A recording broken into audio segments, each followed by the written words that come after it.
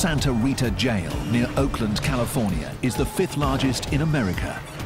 Jail can be a world of violent gangs, hundreds of cliques that bring rivalries and vendettas from the streets behind bars. Here, San Mateo, some manual gangster, you know what I'm saying?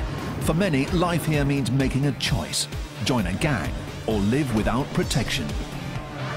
You've got to run with somebody, because if you're out there by yourself, there are sharks watching you left and right. Jail becomes a proving ground where old-time gangsters teach youngsters the ropes. Mostly respect your race. You always try to stick with your race.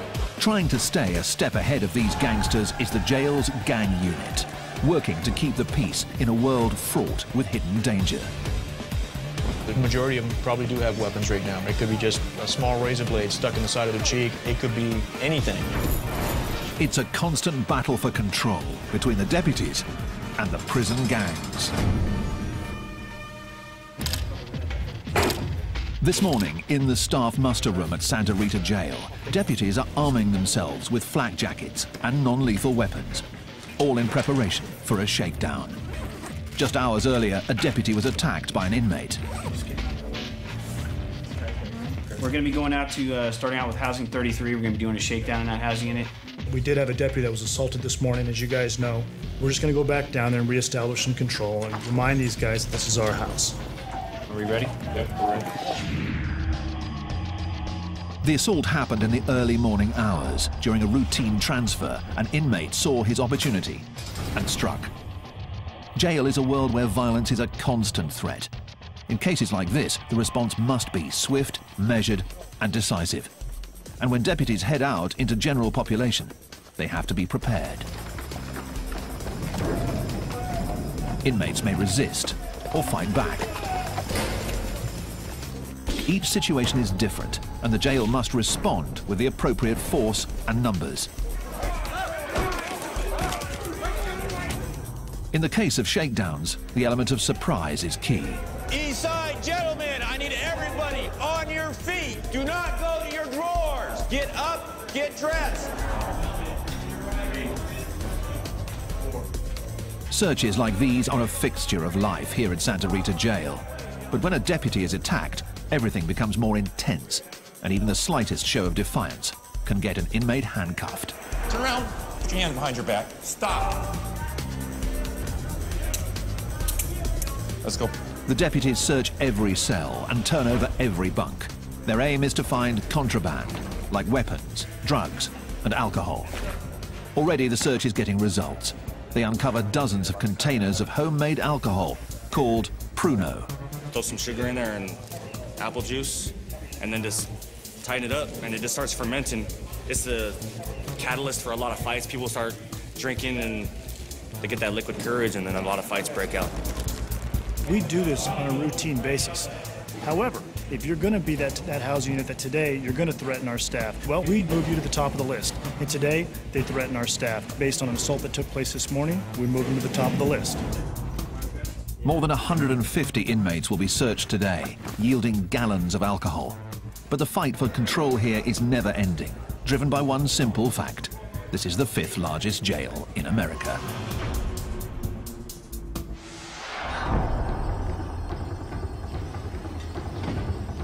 Alameda County's Santa Rita Jail near Oakland houses 4,000 inmates. 18 housing units stretch the length of the sprawling facility, a full half-mile from end to end.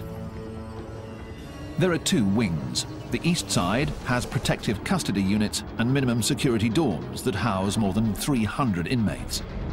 On the west side, maximum security inmates are housed in double-bunked cells, and administrative segregation units hold problem inmates on lockdown 23 hours a day. As many as 60,000 inmates pass through here each year, creating an ever-changing inmate population, and the threat of violence is always present. Heightening that threat is a stark reality. 40% of Santa Rita's inmates come from Oakland, and Oakland has a serious gang problem. Black down in the East Bay. A barrage of bullets. Another deadly shooting in Oakland. We got the 9. The gangs here have contributed to a violent stretch in Oakland. More than 100 murders 4 years running, and over 22,000 violent crimes. It all adds up to a steady stream of fresh arrests, headed straight to Santa Rita.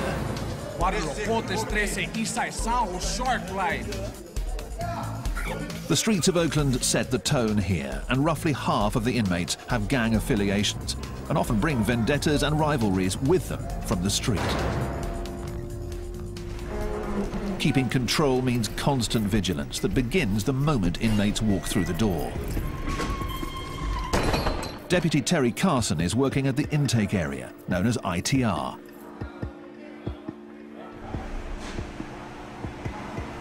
Have you been charged with any assaults on the police? No. Been charged with any assaults on other inmates? No.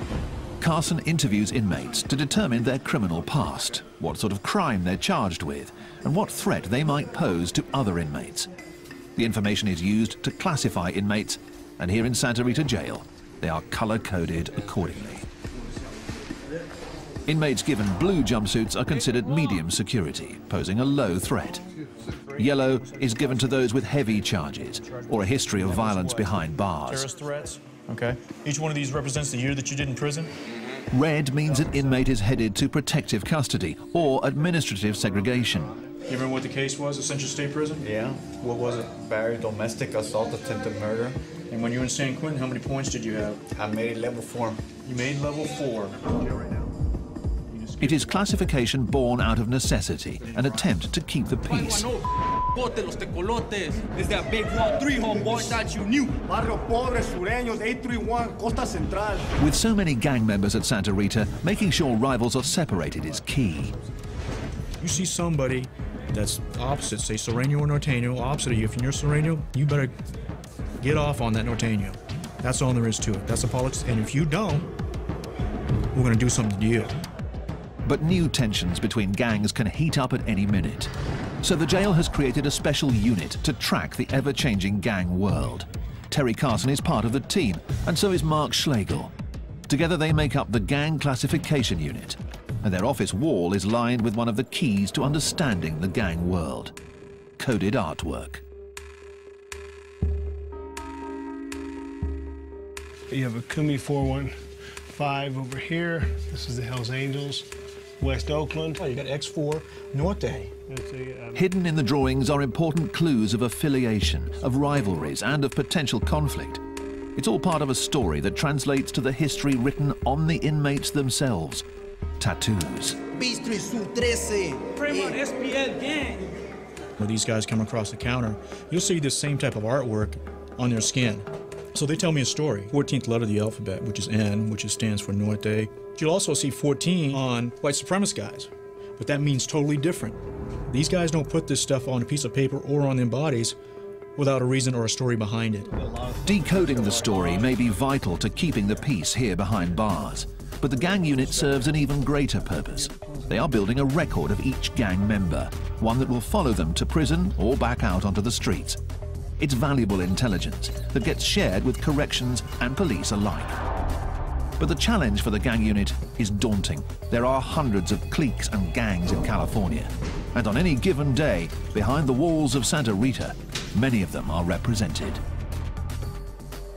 You got Border Brothers, you got everybody, Paisas, blacks, whites. If enemies are housed together, violence will follow. And right now, in Maximum Housing Unit 6, is a graphic reminder of that reality. Crime scene cleanup is already here, removing the remnants of a violent fight that started just hours earlier. Yeah, we had just opened the doors for dinner feeding. An inmate ran down here from cell 14, entered the cell, attacked the other inmate, had a razor blade attached to a short piece of plastic, tried to slice him on the facial area.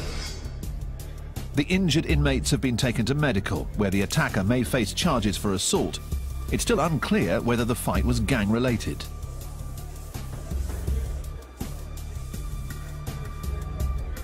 Here's a tier, and here's like the bottom floor.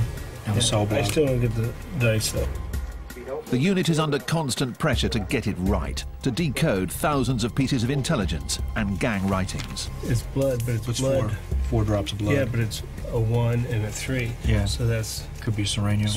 Could be read into anyway. The challenge: identify the new rivals and separate them before things get violent. Santa Rita Jail near Oakland in California is the 5th largest in America. It's populated by some of California's most violent street gangs. Here, managing 4,000 inmates is all about establishing control. It's 3 a.m. on Friday night, and C-Team is working its overnight shift. Roughly 60 arrests have come in tonight to be printed, tagged, and processed. Let's go, we're gonna search you right here. Shoes and socks on this side of the blue line, my side of the blue line. Shoes and socks. Late in the shift, Deputy John White and the rest of the team are still on alert in an area where anything can happen.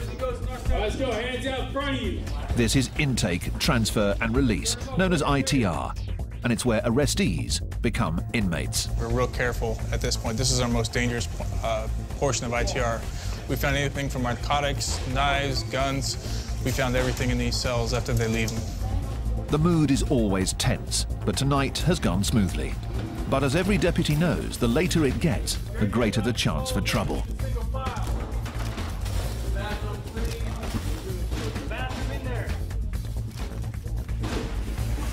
We're roughly 10 hours into our shift right now. Every minute, every second, you have to be attentive to all your surroundings. Around the corner in the pat-down area, that vigilance pays off when an inmate makes a move at a deputy. The response is quick, measured, and designed to make one point clear. This is jail.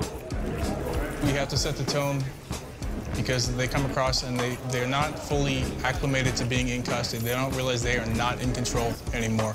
This individual that came across, he's intoxicated. He came across, we attempted to search him. He became combative. So for our safety and for his safety, we went ahead and we restrained him, brought him back to the back. It happens every night. Don't kick me, dude.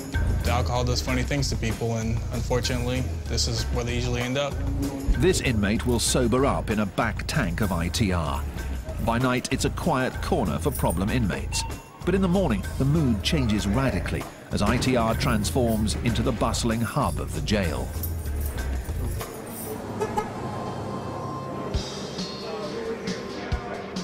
There are more than 30 tanks here, and on average, 400 inmates move through here each day.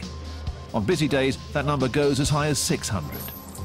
Every inmate on their way to and from court, headed off to prison, being processed or released, comes through these halls. Gentlemen, make room. We'll be leaving shortly.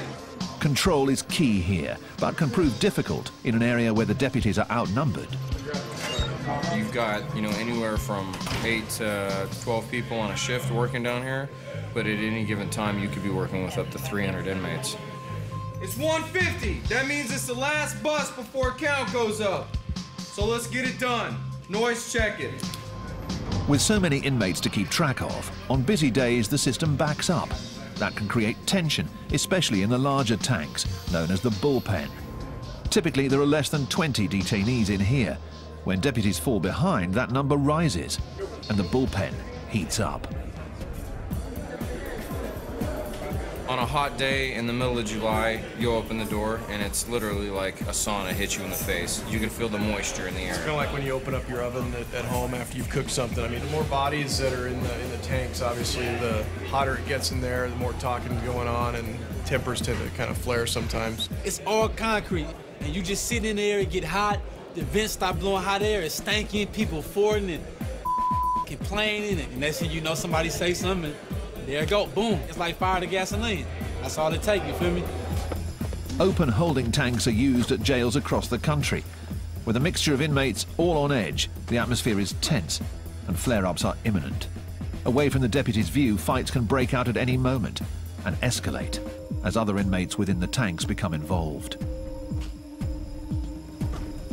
Stand by, gentlemen. I'll be right back. The ever-present threat of fights keeps the pressure on the ITR staff. Inmates can't avoid the bullpen, so it's vital that the deputies get them out or back to the cell houses fast. Does everybody know the rules? As the day comes to an end, Deputy Scott Brandon moves more than 60 inmates back to the units. Right shoulder, right wall, single file line. The second rule. Shut up. With the inmates unshackled, there's one basic goal: keep them moving. You want to kind of keep them going in the same direction with a minimal amount of distraction. So if you can get them moving all in the same direction that looks like somewhat of a straight line, then to me you're doing your job and you're getting it done. Because the whole goal is not to get into a fight with everybody you see. It can't run like that. And the long and short of it is these aren't children, these are grown men. So they're gonna act the way they're gonna act. For inmates, leaving ITR marks the end of a long day. But for those returning to cell houses like 34, the stress is just beginning. Talk and get you talk some gators, close the book. Won't you take a closer look? Closed casket pressure cook. And I'm the peer pressure that your teacher talking about. Toss a go off the tier to teach him not to run his mouth. And I'ma run with it. There are 328 inmates here, the maximum allowed, and just 2 deputies overseeing them all. During free time like this, known as pod time, it's loud, crowded, and governed by a code set by the inmates themselves. Inmates like Chris Card. It's mostly respect your race. You always try to stick with your race, you know what I mean? In this particular pod, we got the black hole where we're sitting at. From this bunk on down, we try to keep it all African Americans. And toward the middle, the other diversities, they break up into different sects, you know what I mean? It's a separation that is stark and visible throughout the cell house, a racially divided world that inmates believe promotes the peace. Yet the racial divide here hides a more deep-seated separation. In this dorm, as with most cell houses here, the gangs are watching. Every table, every staircase, every phone is territory to be marked and held, much of it claimed by the dominant gang, the Norteños, who have their own bylaws and codes, rules followed by former gang members like Lucky. Everybody has a role, okay? It's like a body, you know? Like, everyone has a role in the gang. Everybody does. Because no matter if you're way up here or way down here, you're still contributing something. Say that there's a cell right here, okay? And this door opens 27 times a day. My job is to be in this cell and watch that door. And I jot down every time that door opens. Okay? That's my job. I'm part of something. I am doing something. When you're in a gang, in a Norteño gang setting, it's by law you work out. If you don't, you will be disciplined and you'll be dealt with accordingly. That's the way it is. The gangs and codes here provide a structure, making it both a jail and a recruitment ground. Though inmates claim that segregation keeps the peace, fights do break out. And when this happens, it's each race and each gang for themselves. Me, my understanding, all my we gonna rock. If it go down, we gonna rock. Ain't no hands down, no question about nothing, man. If it kick off, man, we finna get on top of your helmet, man. Straight up, take no prisoners, cause you ain't about to, I'm not finna go home in no bag.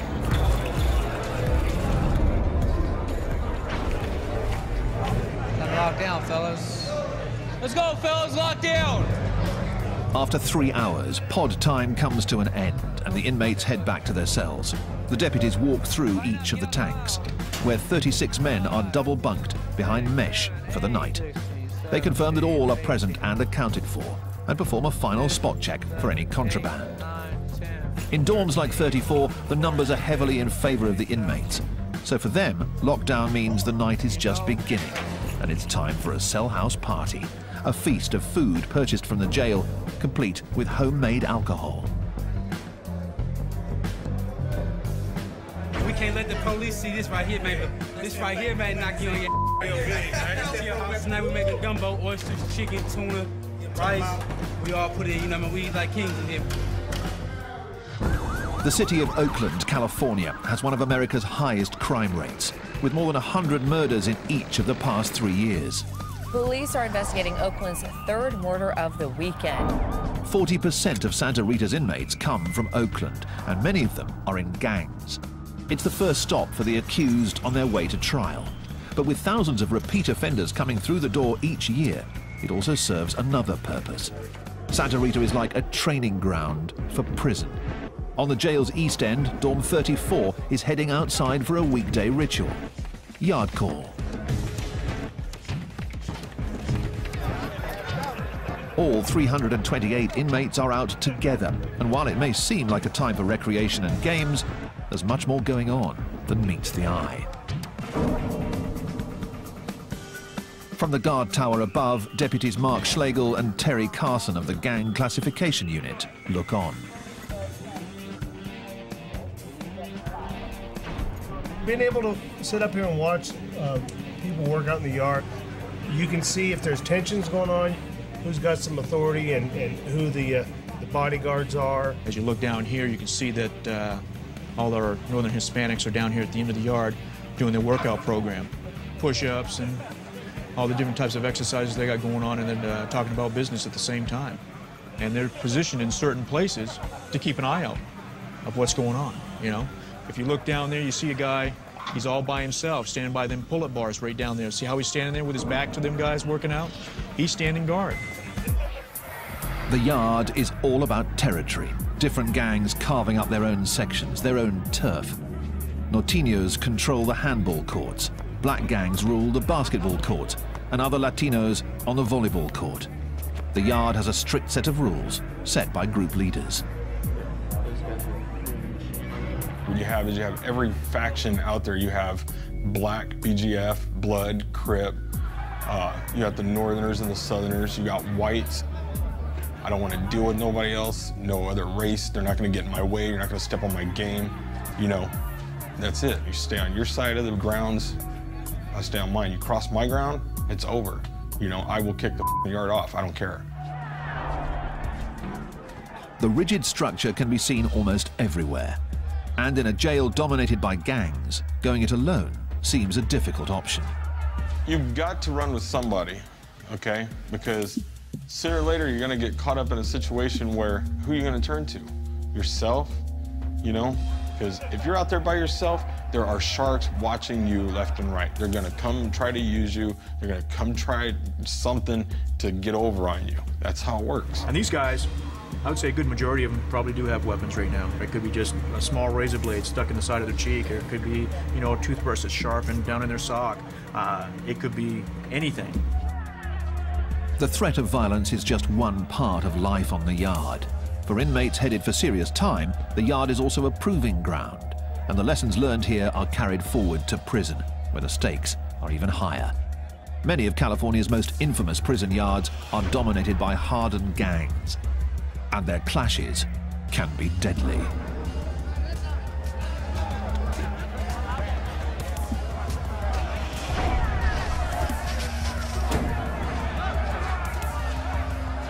Even in this seemingly chaotic environment, the rules of engagement are strict and clear. Whoever's having the issues against each other, their channel or their shot caller will come and let you know, hey, back the up for a while, we're going to go get off.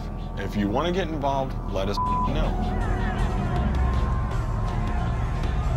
You have to know who's who over or who's helping who out to know when it's going to jump off. But you can pretty much tell. I mean, you'll see it. You'll see the grouping up. You'll see everybody getting in position, and then next you know, it's mayhem. This riot at California's Pelican Bay prison probably started after tensions built between rival gangs. The conflict lasted for more than half an hour as corrections officers tried to regain control. In the end, more than 20 inmates were injured.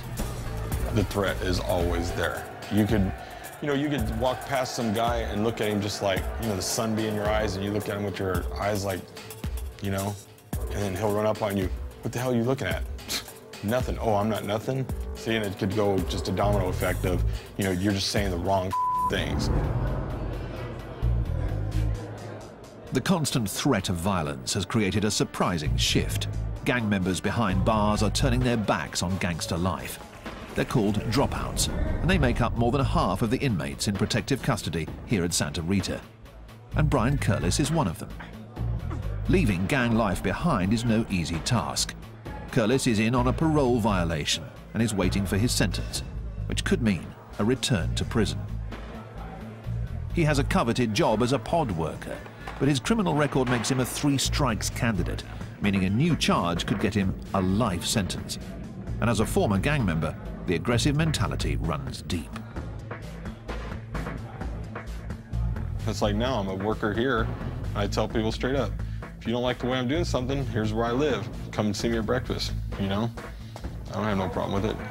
But at the same time, I don't want to get in a fight because I'm a 3-strike candidate, you know? It's like, I don't know. Curlis is walking a fine line. One slip could land him behind bars for 25 years to life. Santa Rita Jail holds criminals from some of Oakland's most dangerous gangs.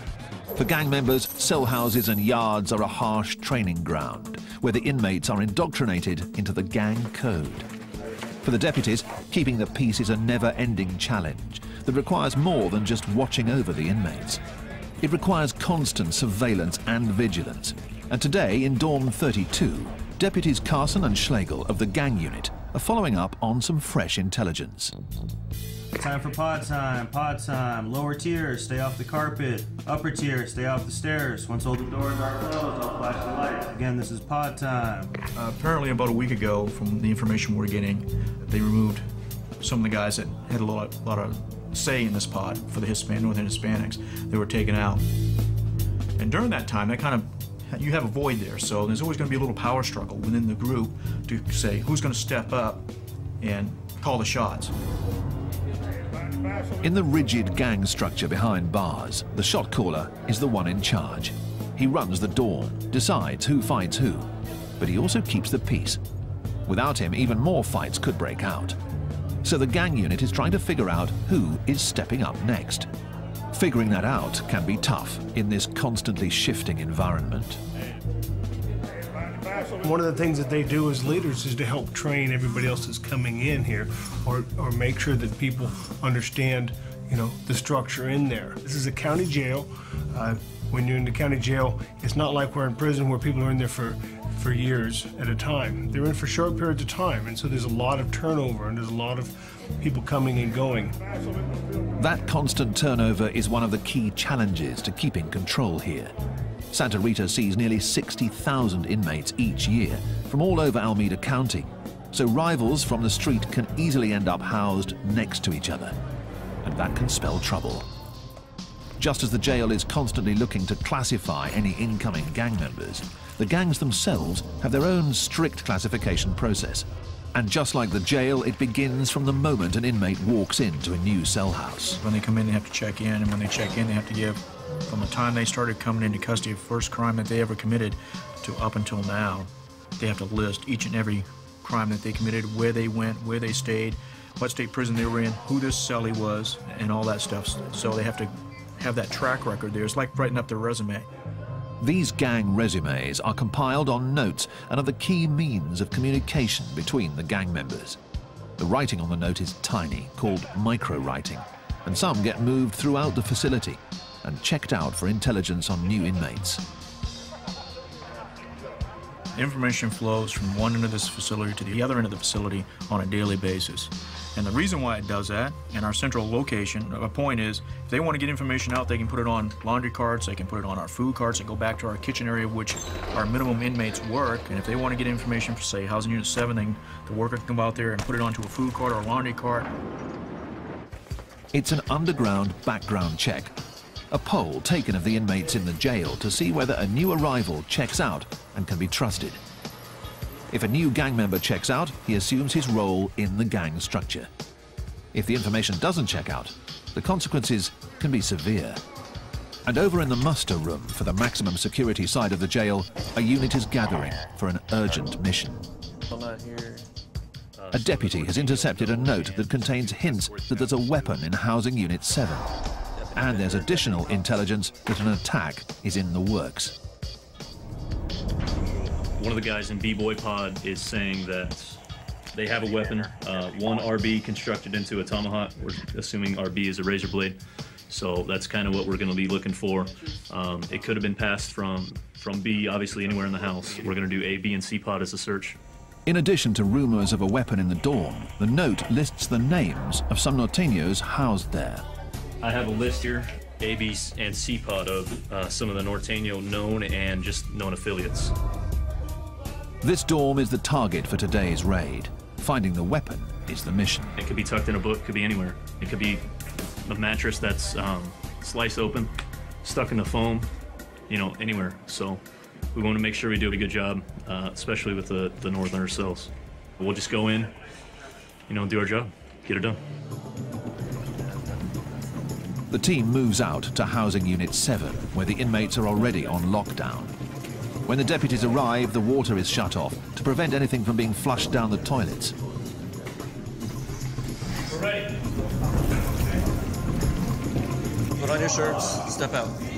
An operation like this relies on speed, getting all of the inmates out of their cells before they have a chance to destroy evidence. Pull your shirt down, pull your shirt down, pull your shirt down.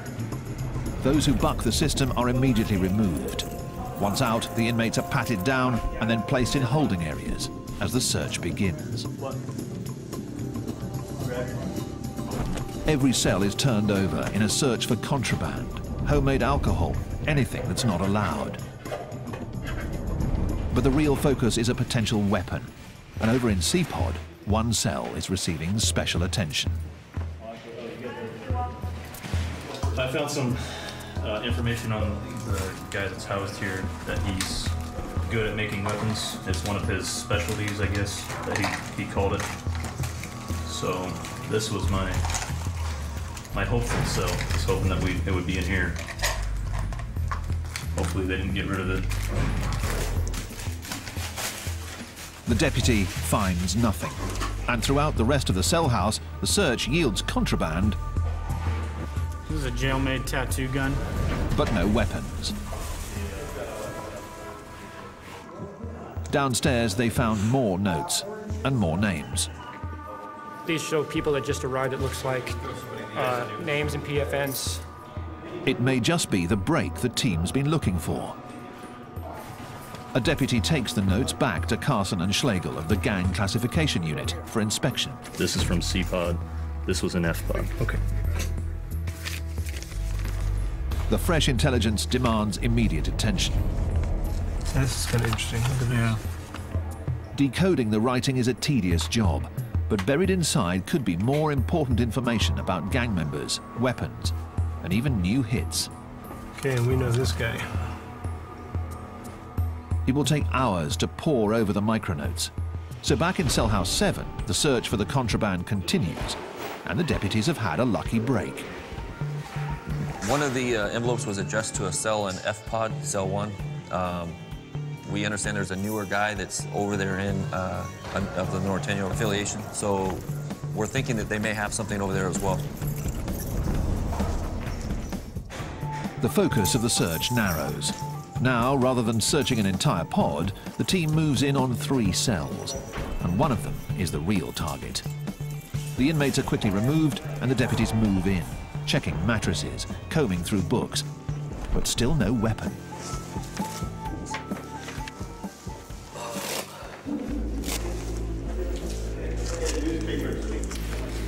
Out in the common space, a deputy spots something wedged under the television. It's coming. That's what that's there for. Somebody here. It could be what they came here for. Yeah. A blade. Yeah. So they fit it up to slice somebody with. Yeah. See? The dangerous weapon is removed from Cell House 7, and for now at least, a possible gang hit is averted. Another small victory in a world where the threat of conflict is constant. Over in protective custody, Brian Curlis still marks his days at Santa Rita, trying his best to stay out of harm's way in a world of violence.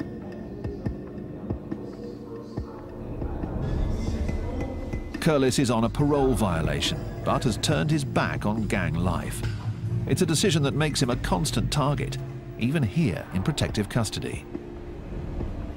I don't think you're any safer here than you are on the main line. At any time, anything you do, you know, you sit at the wrong table, you use the wrong shower, it could get you hurt. Gang members despise dropouts. They are traitors of the highest order. That makes them targets wherever they go, especially behind bars, where gangs set the unofficial rules. While gang initiation is often violent, getting kicked out is even worse. It's called a removal, a quick but violent act where a gang member slices another in the face with a weapon. The slice leaves a permanent mark and lets other gang members know that the target is a dropout, what they call no good. seen people get their face sliced open, half their ear knocked off, all the way across. To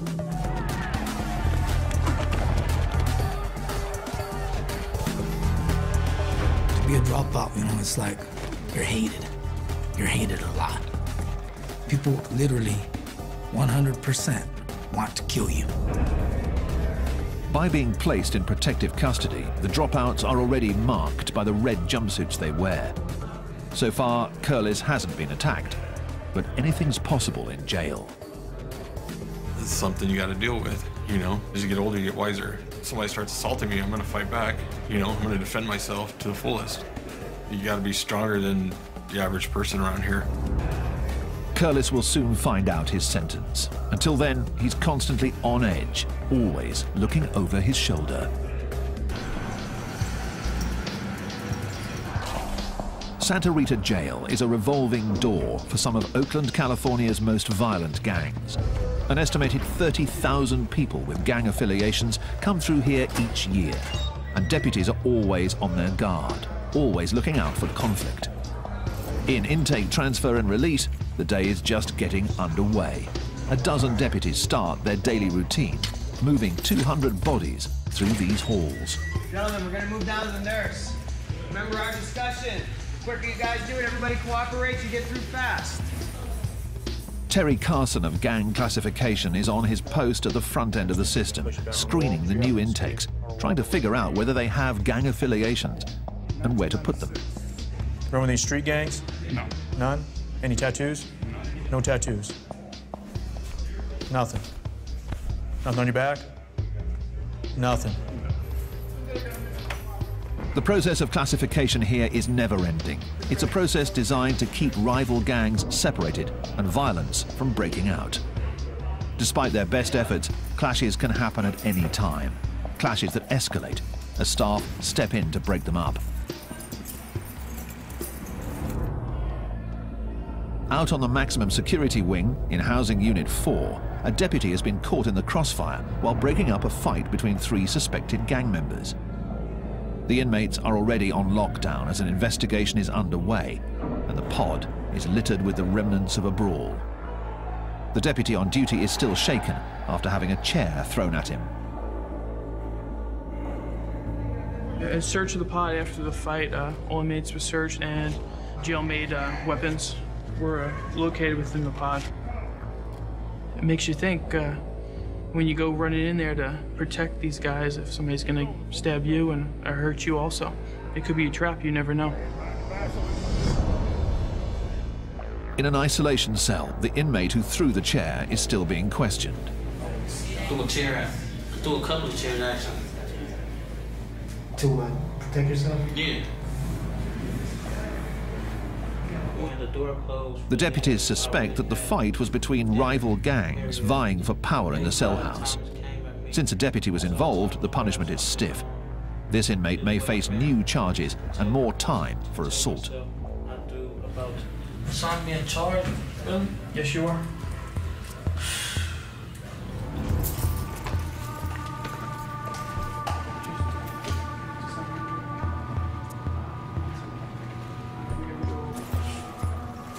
New charges are something that every inmate dreads.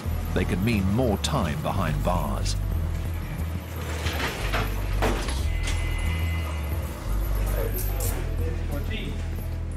Former skinhead Brian Curlis is trying to steer clear of getting new charges of his own. He's shipping out of Santa Rita, headed back to prison. Leaving jail behind means returning to a world where the convict code runs even deeper. As a gang dropout, he'll face challenges daily. But as a 3 strikes candidate, those challenges could have serious consequences.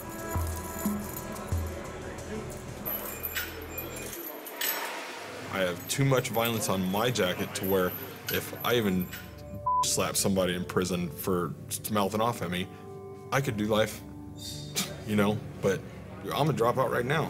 I've gotten out of it because what am I gonna do? I look back sometimes and I think to myself, man, I've screwed up. Never mind, hold on. I screwed my kids up going through this, and it's just crazy. you know? So.